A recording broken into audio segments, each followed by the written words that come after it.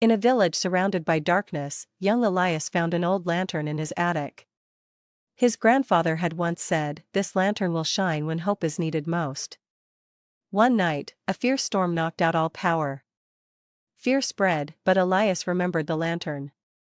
He lit it, and to his surprise, it glowed brighter than ever, guiding people through the night.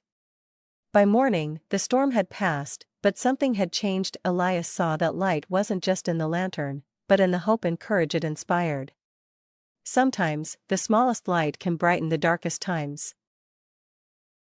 Noah loved sweets more than anything. One day, his grandfather gave him a special candy, saying, "Eat it when you truly need joy." Excited, Noah kept it safe, waiting for the perfect moment. Days turned into weeks, then months. Every time he thought of eating it, he decided to save it for something better. One day, he found the candy again, but it had melted and spoiled. Disappointed, he realized he had waited too long. His grandfather chuckled, "Happiness is like sweets, Noah. It's meant to be enjoyed, not just saved for later." From then on, Noah didn't wait for the perfect moment. He made every moment sweet. In a grand kingdom, the king's only son, Prince Arion, was lost in a storm as a baby. The heartbroken king searched for years but never found him. Meanwhile, a humble blacksmith named Leo grew up in a small village, unaware of his true identity. One day, he saved an injured knight, who noticed an old royal pendant around Leo's neck. "Where did you get this?" the knight asked, stunned. "My father gave it to me," Leo replied. The knight knelt. "You are the lost prince." Leo was brought to the castle, where the king, with tears in his eyes, embraced him. But Leo hesitated. Was he meant to be a ruler? Then, he realized true kingship wasn't about blood, but heart. He accepted his destiny, not as a prince, but as a leader who truly understood his people. Sometimes, greatness isn't inherited, it's discovered. Ethan and Lily met at a train station, sharing coffee and laughter as they waited. When Lily's train arrived, she hesitated. "Maybe I'll stay," she said playfully.